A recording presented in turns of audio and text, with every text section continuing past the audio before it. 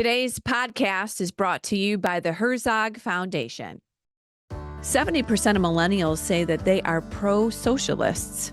That's no surprise when our guest today says that this political ideology has been growing for many decades in America. We'll talk about NextGen Marxism, why it's destructive to American ideals and society, and what we can do to stop it. It's coming up next. This is the Moms for America podcast. Each week, leaders and everyday champions tell personal stories, share advice, and tackle the issues most important to moms.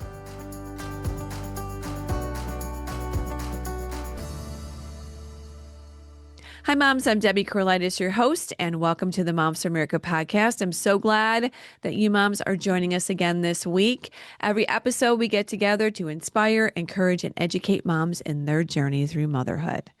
All right, let's talk about today's show. We have Katharine Gorka on today's episode. I'm so delighted to have her. Katharine Gorka served as the director for civil society at the Heritage Foundation. Now, prior to that, she worked as a presidential appointee in the Office of Policy at the Department of Homeland Security. Now, there she focused on strategies for the prevention of terrorism and targeted violence. Wow, huh? She's also the co-author of the book, NextGen Marxism, what it is and how we can combat it. Well, welcome, Miss Katharine Gorka, to the Moms for America podcast. I've been wanting to chat with you for a long time. So glad to have you. I'm so happy to be here. I've loved Moms for America for a long time. So I love talking with you. I love talking to your moms. Yeah. Well, we love you too, by the way, and your husband and your family. And I want to make sure that our moms just know a little bit about you before we get into this. It's a pretty deep discussion we're going to have here today, but a very important discussion. But tell the moms a little bit about your family, maybe a little about your husband, so make sure everybody knows who the Gorkas are. Okay, well, I will say, because I think it's the most important thing, is that my husband's family was Hungarian. And so he and I lived in Hungary for 12 years. And I was having this conversation last night with my son and daughter-in-law. Each one of us was talking about what was it in our lives that made us patriots. It was a super interesting conversation. And for me, it was living in a formerly communist country that I really came to understand and love America. So anyway, I lived in Hungary for 12 years. I think that's super important for me and my perspective. And my husband, while we were over there, he got more and more into teaching counterterrorism, and he eventually decided he wanted to teach American soldiers. So he applied to several places here in the US, got a job at National Defense University, and we moved, for me, moving home, for him moving to America for the first time. That was back in 2008.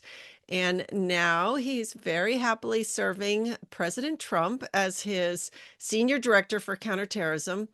And he's particularly excited because last night, President Trump signed an executive order designating the Muslim Brotherhood as a terrorist organization, which is just one more crazy achievement of this great president we have.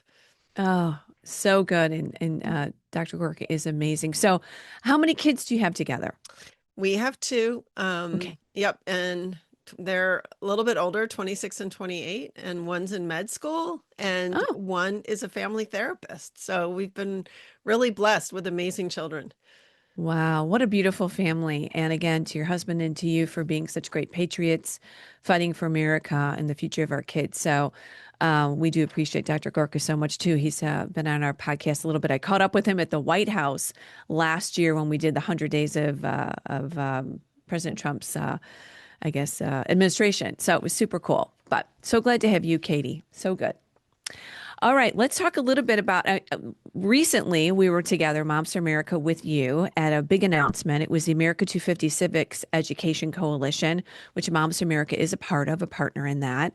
And I want to talk a little bit about civics and your role here, because the lack of civics has really been part of this big problem that we're going to talk about today, which is socialism, Marxism creeping into our educational system and completely into our culture. Let's talk about civics, your role there, and why you are now working in that capacity as well as many others, like being an author. But civics has been lost in this generation. Yeah, it's been so eroded and attacked and turned on its head, frankly. I mean, we really saw this, it's been happening for a long time, but Right. I think the big wake-up call came in August 2019 when the New York Times published the 1619 Project as a special edition of their Sunday Times magazine, because that's when the left came out Yeah. revealing all their colors and saying America is a fundamentally racist country. That is when the Marxist sort of mindset went mainstream. Hmm. And so I got involved in this. I spent a lot of my career also doing counterterrorism with my husband. But when that happened, I had just gotten hired by the Heritage Foundation and got involved in building a coalition of organizations and historians to push back on the 1619 Project, and particularly to push back on the lies. It was Right. it was so full of lies. Um, and so that happened, and of course that coincided with what we think of as kind of the great parent awakening, right?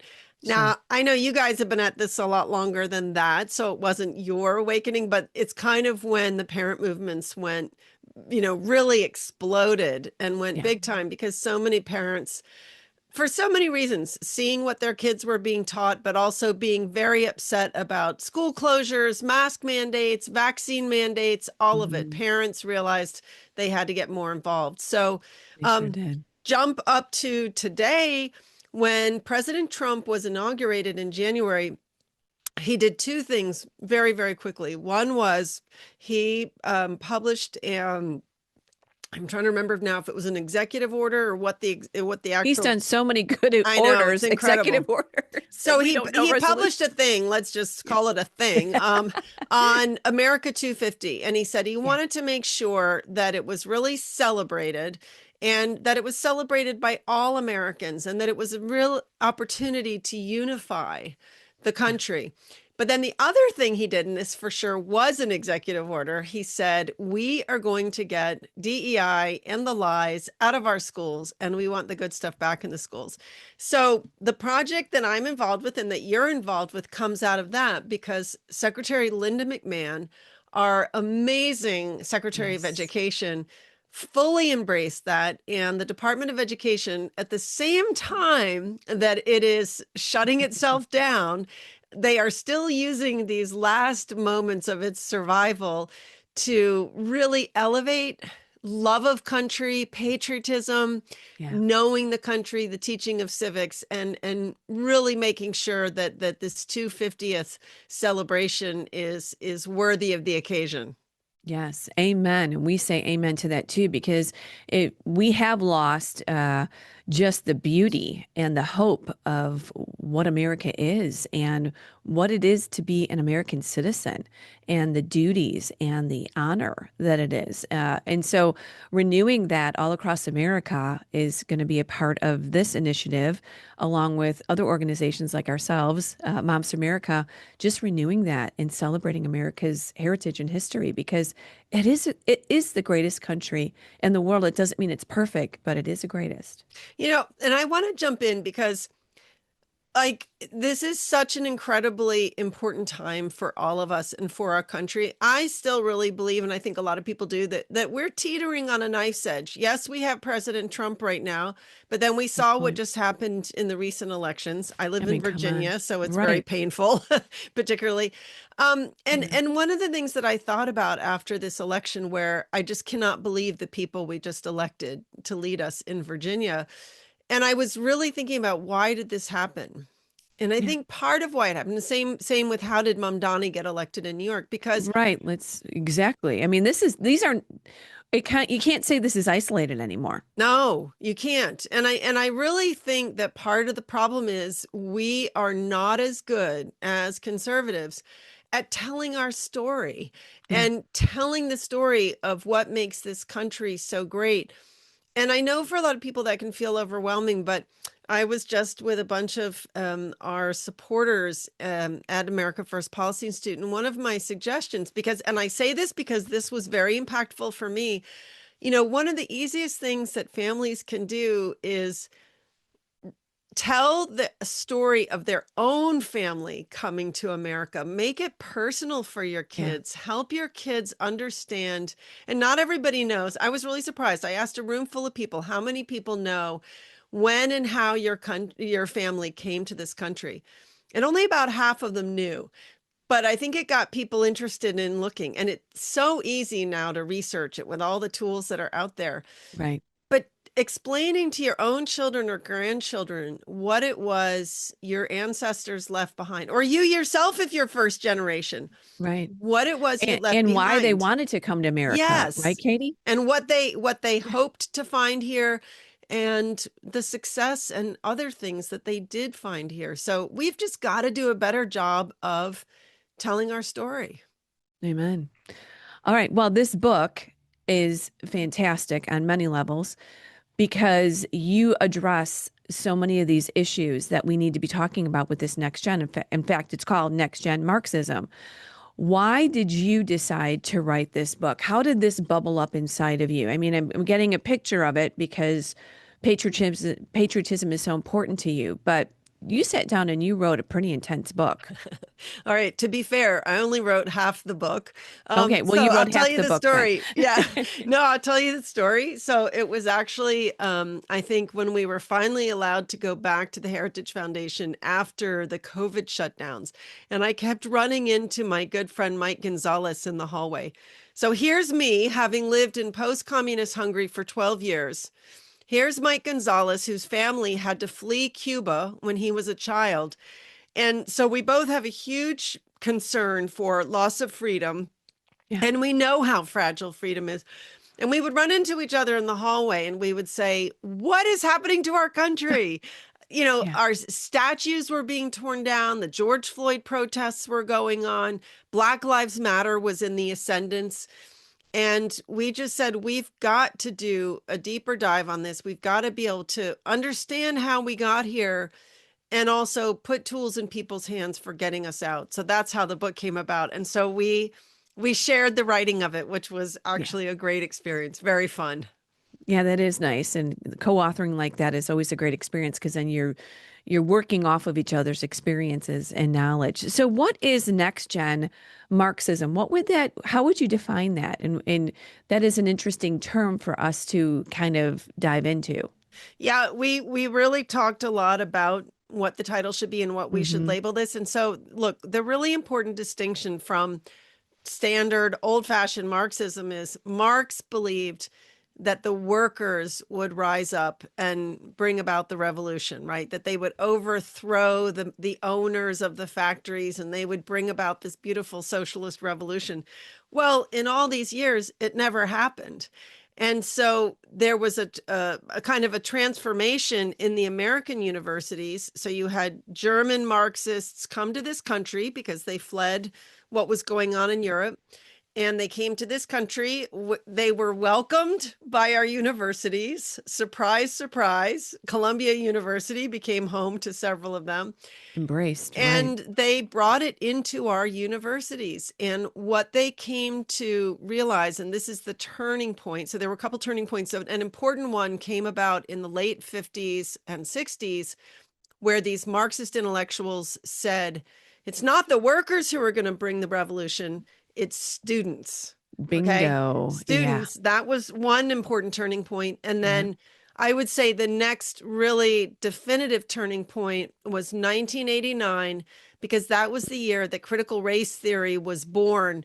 And that's when what was sort of decided again by these university based intellectuals is that it's going to be, what they called the oppressed, people who were what they described as like second class citizens because they were gay, black, lesbian, Hispanic, that they were not white, straight men. And Right. therefore, they were the ones that were going to bring about the revolution. So that's what next gen Marxism is. Very interesting because they rebrand, they rename, they do this quite well, the left progressives. We've seen this play out very powerfully in our universities right down now, unfortunately, right now, right into kindergarten. I mean, all of this has not, it used to be, oh, the colleges were, the indoctrination camps, and it moved to the high schools, now the middle schools, and now it's going right down into just our babies, our kindergartners. The education system has been completely infiltrated with this philosophy. And this is why we're seeing this next generation completely confused and embracing what would be not only socialism, communism, Marxism. I think it's just the great tragedy of our age is the Right. way the left has put our children on the front line of their culture war. And, one Great. Yeah. day, What a great that is a perfect line to use because they have used them. oh, they have. And, one day, and it may not happen on this earth, but one day I hope there's an accounting for all the people responsible for the mutilation of children and all the just the terrible things they've done for children. And I'll tell you the other place that I think the left is utterly, utterly guilty of exploitation of children is what happened at the border. So one of the various things that I've done, I worked for the first Trump administration in the Department of Homeland Security. And at the end of my tenure there, I served for a time as the press secretary for Customs and Border Protection. So I traveled to the border really when it was starting to, Trump was starting to get a hold of it, but it was still pretty bad. And to see thousands, literally, I saw thousands of kids who'd been exploited, who had been used to get them across the border. And I will just tell you, seared into my mind is the image of a 6-year-old girl who had Down syndrome.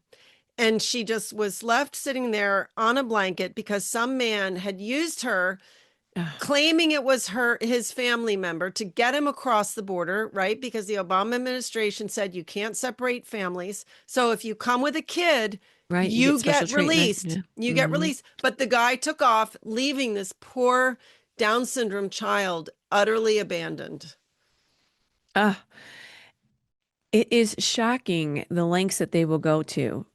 It is really satanic and so disturbing on so many levels, and they just don't care. Yeah. There's nothing about protecting the most beautiful innocent, which is the children. And to your point about this, not only like you're saying on the border and everything that happened there, then to just come in and just create this world of confusion with our children, saying that whoever God made them is not perfect, that they're a problem, that they should be something else and mutilate their body parts, and then convince parents that if they don't do that, they're not loving and kind. This is deep, and it's a godless religion, for lack of a better term. And that's really what Marxism is and communism. Anyways, it's completely godless. I'm so glad you brought that up because I was going to say the same thing. And I think this is the really important distinction that people have to understand. Marxism, it's a worldview. Honestly, it's a politics of envy. Marxism is all about, and this was Marx's personality. He was the most disgusting individual. Truly, he was terrible. I can't even go into the details, but he was terrible. And he never worked a day in his life. And he just wanted other people to support him. And he turned it into a worldview. He turned it into a philosophy. But here's the real difference, right? Marxism, all they care about is power. And you use any means to get power. And that's why they can do such cruel and ruthless things as exploiting children and putting children on the front line in the culture war. It is just radically different from what motivates those of us, whether Jewish or Christian, with our Judeo-Christian morality. And, I think what we all live with is not only the morality that's written on our hearts, I really believe that God's law is written on our hearts. Amen. But we just don't do those things because we know it's not right. And one day we will have to stand before our God. Yes. And explain ourselves. And we don't do those things. We just don't do those things. No matter how much it might benefit us at some point, we don't do those things. All right, more with Katie Gorka right after this break on Marxism and the threat that it is to the America we know. Hi, moms. I'm excited to share some news about our new sponsor, the Herzog Foundation. We know you're passionate about raising patriots and empowering your children with the best education possible. And the Herzog Foundation shares that passion. They're dedicated to promoting liberty through education freedom and helping parents like you choose the best educational path. They offer a powerhouse of resources designed to support families and schools alike. Whether you're ready to dive in headfirst to the world of education or simply looking for more ways to empower your child's learning. From free training events to their must read online publication, The Lion, they're committed to keeping you informed about what's happening in education. Also, if you've ever thought, moms, about starting your own Christian school or co op, their School Box online course will give you everything you need to get started on the right foot. Again, we are so proud to partner with the Herzog Foundation, and we encourage you to explore all their amazing tools and the insights that they offer. So go ahead, visit herzogfoundation.com to learn more. You won't want to miss these incredible resources. Again, find it all out at herzogfoundation.com. All right, welcome back, moms. Before we continue with our interview, I do want to remind everyone to please like, subscribe, and share this podcast with your mama friends. This is how we get the podcast out. This is how we get our information out. So please do share this in your circles. Also, if you have an idea or a topic for our podcast, would you please email me at podcast@momsforamerica.net. I would love to hear from you. Lastly, I want to invite all of our moms that are listening to join the movement here at Moms for America. We're the ultimate support group. Come join us. Come join the sisterhood. It's moms like this uniting all across the country, fighting for faith, family freedom, and the Constitution. So again, please check us out at momsforamerica.us, sign up for our newsletter, and all of the incredible information that we have on our website. All right, now back to the show. Some of the players in this, from like William Ayers to, I mean, there have been so many, I guess, even Soros, all these people, they all have this agenda. And I think we've kind of accepted, maybe not people in our circle, but general population. And I'm just trying now just to educate moms even further because, right, Katie, we know this. We educate the moms, they educate their kids. Oh, yeah. So these players like a William Ayers and all these that push this ideology right into the culture, or Darwin, or this, that bring this godless culture to America and to their communities, we have to really be on the look. We have to be analyzing, and we have to be, as parents, explaining what communism and Marxism is. Because if we don't, somebody else will, like these players that I'm referring to. I truly believe that the reason it's so important to understand this and to understand what Marxism is and why I really do think it's important to read this history and understand this is because only when you do that do you really understand the depth of the evil. And then you start to take the steps to protect your child. Right. And I just give you, I mean, to me, one of the best examples, and this is, I mention this because this is something that we're very much up against here in Fairfax County. The things that they are trying to teach our children in school about sex and about the family is ridiculous. It is shocking. And I have to say, for me, that was one of the most I think it was the single most interesting chapter for me. I wrote about this. I wrote about sex. Why are utopians like Marx and others, why are they so obsessed with sex? Because what I discovered as I was doing this research, they all are. Every single one was about, and Marx was very much about this, tearing down the traditional family. And I couldn't understand, why was that always at the center? And I realized one after another, because they were all sexual aberrants. They were all, I should say deviants. Like, they were all sexual deviants. They were all, none of them could stay faithful to their spouse. They all wanted free love. Some of them had really twisted sexuality. And I really came to the belief, and I hold this belief deeply, that they created their worldviews to justify their own sexual deviance. Mm, When you that's a good understand point. that, then I think it wakes up the mama bear in all of Sure us and does. alerts us to how attentive we have to be. And I will say, Yeah. and I know you know this, and I know your moms know this, but to me, the most troubling thing is it's gotten to where we can't see what our kids are being taught. Okay. And I will just tell you, I just heard an incredible story about Alabama, a red state of all places. There is a committee that reviews the textbooks, 90 textbooks. Nobody could look at them. And get this, the textbooks were actually kept in a vault. Oh, come on. I'm serious. How messed up When is you that? hear this across the country, right, Katie? We hear these crazy stories, and you're just like, "Are you kidding me?" I know. And I it's know.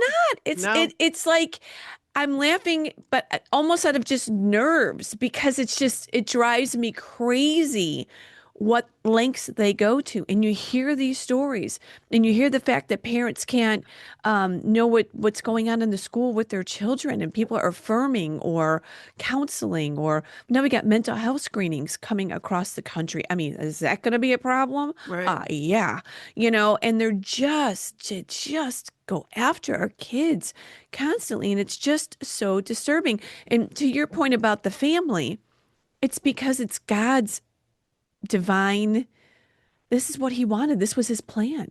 This was God's plan. And Yeah. that's what they can't stand Yeah. too, But you know because what it is the foundation. yes, no, I 100% agree. But what I also find encouraging is to see it's not impossible to fight back. Right. Um, Amen. I mean, just here in Fairfax County, we had this one guy who just did the work of going through all of the quote family life education materials, and he did a 2-pager handout of highlights. And I'm going to tell you, it's raw. I mean, it is. And so the other day, for example, I met with 12 Ethiopian pastors because we have a big Ethiopian community, and I gave them that handout. I can promise you, not a single one knew that that's what was being taught in the schools. And that's the kind of thing that gets people's attention and says to people, you need to pay attention, you need to get involved. So Yeah. it's incredible what one person alone can accomplish. Yeah. And that is it. And courage is contagious. We know Oh that. yeah. So we just try to empower and inform and educate moms all across this country because they are making a difference. You're seeing it, I'm seeing it. It's just the battle is so big. Sometimes we get a little tired. But I think these things like this, these discussions like this and what we do across the country, we come alongside one another and we say, no, you can do it, and we are going to do it. Um, the fact that the millennials, this next generation, I mean, my kids are going to be 28, 25, 21. Yours are in your 20s too. We've got this next generation coming up, which is the first generation to be fully, growing up on social media. We've got to figure out how to communicate all this better to them because, I mean, there is staggering numbers. Like 70% of millennials say they're pro-socialist, and it could be because maybe they've got uh, incredible debt. They can't buy a home. They get an education, but then they can't find a job. I mean, there are some major problems where, for some wild reason, you kind of think, oh, they're looking at this going, hey, they're going to take care of me. And I like that idea. But they don't understand the Constitution. They don't understand freedom, obviously. Mm-hmm. How do we get to this younger gen and really communicate this much better? I know you talked about sharing our stories, but Yeah. this is it. This is the target market because this is our future. Yeah, I completely agree. I actually think before they get to the point of feeling frustrated because they can't buy a house, and we've heard these numbers, it used to be you typically would buy your first house at age 30. I think that was 10 years ago. Now it's like age 38 for buying the first house. So things are definitely harder for the younger generation. But Yeah. I truly think it's what's taught in the schools. It's that mindset that says you don't have to be responsible for yourself. You're a victim. You're downtrodden. Things stink. We live in an oppressive society. We live in with a power obsessed elite. These are the kind of narratives. Yeah. Now, to be fair, I mean, I don't want to over exaggerate, because I did just see a statistic the other day that said 65% of teachers agreed that we should be teaching that America is the greatest country, or America is a great country, something like that, and America is a fundamentally good country. So I did find that encouraging. Um, but what are those other 35% teaching? And that's what Right. we have to be careful of. So again, when you ask, how do we help our younger generation? I just think parents have to pay laser-like attention to what they're being taught. And I know that public school is an absolute necessity for many, many, many people. Right.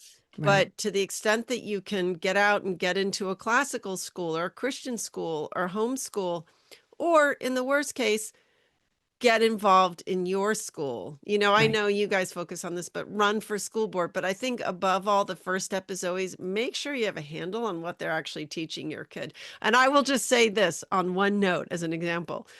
I happened to see, back in the good old days of textbooks, which they hardly use anymore, my son came home with like I want to say it was fourth grade textbook that was like The World Around Us, something like that, right? Okay. And there was a line that said, Muhammad was an exemplary husband, and through Islam, he unified Africa and brought peace. And I'm like, Mm. that was in a Catholic school that he was reading in that textbook. Like, what? Yeah. Yeah. They are rewriting history, and they are taking incredible liberties that just do not have factual truth. Um, I think one of the things I just want to circle back around to is the fact that you talked about, and this could even be like the BLM movement. This is the protesters on the university campuses, um, Palestine, all of this tension, right? They love to create tension. They love to create categories uh, and and split family members. Whether it's, I mean, we've even heard crazy stories, right, Katie, where you'll have a child that looks black or white. They come from a biracial family, and in the school they're teaching, they don't know they're teaching a biracial child that their parent is a racist. Yeah. I mean, they want to divide, and they do use the social emotional learning. They use this DEI, all of this stuff that we used to just kind of say politically correct is now like fully embedded. And there's this angst that's happening. And that's another thing as parents, we got to get a hold of that. Well, and I think people have to recognize that a lot of this is not organic. A lot Right. of this is actually our enemies. So, one of the things that countries like Iran, China, Russia, they have all recognized that they are never going to defeat us in, standard old-fashioned type of warfare. So they've all invested very, very heavily in information warfare. They Mm. are all over. They have armies of people just flooding social media with things that are deliberately intended to divide us. And so that's the other thing that's really tricky. It's like, know who you're following. And so I think when you're young, it's a Mhm. very strong argument for parents to keep their kids, not let them have smartphones, not let them be on social media. Um, I think TikTok is poisonous. Yeah. I mean, there's a lot of issues with social media and TikTok, all of this. And we're talking about it so much with our moms because, right, Katie, now when you have a baby, you got to determine, are you going to put an iPad in front of them at 6 months old and create an addiction for the rest of their life? Yeah. I mean, these are things you and I never had to worry about with our kids. Now it's a grandkids discussion to have with our kids. But I do see my kids going, oh, I ain't going to raise my kids like that. I'm not raising them on the phone. I'm not, So there's hope because I think they see that's a fake world. And now we've got AI. I mean, this is complicated. And I don't know how the communists are going to use AI, but I know they're going to use that tool for their benefit as well. Yeah, no, I agree. And we made hard choices when we were raising our kids. We decided we never had television. So we they could watch videos or like DVDs, but then we had complete control. Then you didn't have to worry about them jumping onto a channel you don't want them watching. And it wasn't a hard decision to make. I'm going to be really curious to see what our kids decide Yeah. to do with phones. I worry a little bit with, especially, so your kids and my kids are the same age, and they did not have social media, I think, when they were little, right? It Right. started to come in their Like, tween years and yeah. teen High years, right? school. Yeah. Yeah. I mean, I think my kids actually started with flip phones, right? Smartphones came a little bit later. And so I worry that they actually did not experience how terrible it was. But I do find it interesting because certainly our son has decided he does no social media himself. Yeah. So he's clearly thinking about it and making Yeah. decisions. Yeah, my youngest too as well. All right, now I do want to end on optimistic, an Yes. optimistic Okay. note here because this book is filled with optimism because we know how great America is. We know how incredible our Constitution is, and we know that if we don't fight for it, our kids and our grandkids will have no future of America. So let's talk about some of the 10 tactics for patriots. If you want to go with, I have a list over here, but I love this. You've got expose. Expose what? Well, like exactly the story I just said. Go into your school, figure out what they're teaching in sex education, and put it into a two-pager to let other parents know. Go into your school library and look at the titles that are being published. That is some of the most impactful stuff you can do. That's what I mean by exposed. Because look, the bottom line is, we are all deep into this stuff, right? We are committed Yeah. to the fight. A lot of parents, they're working, they don't have the time, they maybe don't realize how bad this stuff is. And so they need to be educated and motivated. That's why I say the exposed part is so important.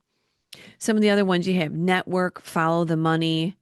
I want to talk about the networking because partly because this is what you guys do. Yeah.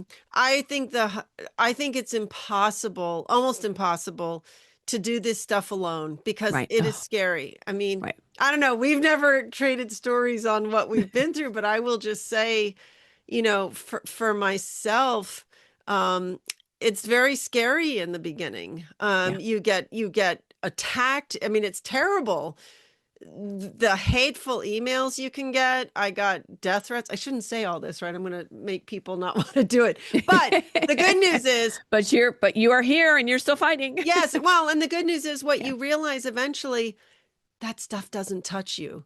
Yeah. It actually, you know, it feels scarier than it really is, and you can prevail. But for me, the greatest joy of all of this are the women, especially the women that I Yeah. have connected with, and to see like all these incredible women and all the incredible things they're doing in their communities. Yeah. It is just so uplifting. And it always makes me braver when I see what other people are doing. It sure does. And, we say we're the ultimate support group because conservative women, moms, the conservative voice has been, even motherhood, has just been so disregarded. Yeah. And if we band together and we help one another, because usually someone is acting out of something that happened to them personally, usually, if something happened with their kids Oh, or they just, yes. and so you need one another. Mhm. And we have everything, I say, everything you could ever talk about at your kitchen table, we have at Moms for America. And there's just a lot of organizations that are here to support on the legal side, on the policy side, on the civic side. We're all here to save America and to protect our kids. Engage would be another one that you have here. Show up. These are things that kind of land right in what we're talking about. Get engaged and show up and stand up. Yeah, like I will just say again from personal experience, I don't think I've ever done anything scarier than showing up to a school board meeting and having to make my 2-minute speech. Like I can Yeah. get up in front of a crowd of 500 and speak and not be bothered by it, but to face that phalanx of 12 Yeah, people who looking hate down at you me. like I this. know, it's Your time is terrifying. up. Your time is up. But if we don't show up, then Yeah. they get no resistance. There's no pushback. And Yeah. I just think showing up for all those meetings, showing up for your county supervisor meetings, showing up for your school board meetings, they're just that's look, we live in a self-governing republic. That's what it means. Nobody else is going to come in and fix this for us. We are the fix. Yeah. We the people. Yep.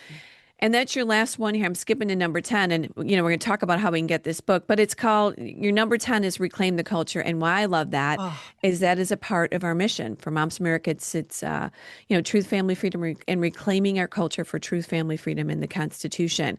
And that is it. Us, the moms, we will reclaim the culture because this is our America. I think we already are. I mean, it's incredible. All the wins, the incredible wins. I want to just mention one quick one because it's one that I only just became recently aware of, and I think it's so important. The case of Kennedy versus Bremerton. Coach Mm. Kennedy was the man that would kneel and pray at the end of a game on the 50-yard line in his football team, and his school fired him, and it went all the way to the Supreme Court, and the Supreme Court said no, he has the right to do that. That one case overturned years of bad law. So now what's happening is across the country, people are bringing back religion because Yeah. that's what that case said. It said religion is a longstanding part of our culture. Therefore, based on history and tradition, you can have those things. Schools, I think in 10 states, they've put the 10 Commandments back in schools. Yeah, sure have. Let's make sure also, like, I love some of the little gestures, making sure every classroom has an American flag. There's just so many things we can do. Yeah. All right. Well, how do we get your book? I could talk to you all day, Miss Katie, but I know you've got to go on and save the world as well. But how do we get your book? And just one last, what our moms will walk away with once they have a chance to read your book. Um, Okay, well, first of all, you can buy the book wherever books are sold, and it did just come out in paperback, which is Yay. great. So it's easy to get hold of. Um, and you can dip in and out. You don't have to get through the whole book. Just read some of the chapters. Any part of it that, when you get to come to know it better is going to be helpful. What I want people to come away with is something that I think is really in the culture right now, and it has very much to do with Charlie Kirk. And I don't know if you're Mhm. seeing this or experiencing this, but I feel like I have talked to so many people who feel since Charlie Kirk's death that God is speaking to them in ways that he never has. And he's saying, I want you to do more. Have you heard Yeah, this? Are you hearing this? absolutely. Isn't it It, crazy? Like, and it's he in his death, he has been so inspiring because yes. everyone listened in a different way to him and had been inspired by him and been following him. But there's a different ear for Charlie Kirk now. 100%. And I think that God is working through that tragedy And to, Erica, yeah. And he's saying to all of us, I need you to do more. And I will say, I find it a struggle. Like I'm already doing, XYZ, but I know that I'm being called to do more. And I'm like, no, don't make me do that. But I know I'm going to have to say yes in the end. right. So just get over it and say yes. Well, thank you, Katie. You are amazing. I'm so glad you could come by the podcast here. Our moms are very inspired by your words, I know, and so am I. So God bless you and your family. Thank you so much. And thank you so much for everything you guys do. It inspires me. So thank you. Well, what a great interview with Katie. Thank you so much again. What a powerhouse she is. All right, moms, I want to thank you too for joining us on today's podcast. And again, for more information on Moms for America and all of our amazing programs, our resources, our webinars, our seminars, anything that we can do to help support you on your journey through motherhood, check us out. momsforamerica.us. We say this every week here at Moms for America. We have it all for you, from parental rights to public policy, from the kitchen table to Congress. We're here to help you in your journey through motherhood. We are the ultimate support group like we talked today. Even Katie today, she said, you just can't do it on your own. And why? We're all here to help each other lock arms, fight, and make a difference in our country. So, moms, I will talk with you next week. Again, please share this podcast. And as always, let's keep changing our country one home at a time. All right. I'll see you next week. God bless. A special thank you to our sponsor, the Herzog Foundation. The views and opinions expressed in this program are those of the speakers and do not necessarily reflect the views or positions of the Herzog Foundation.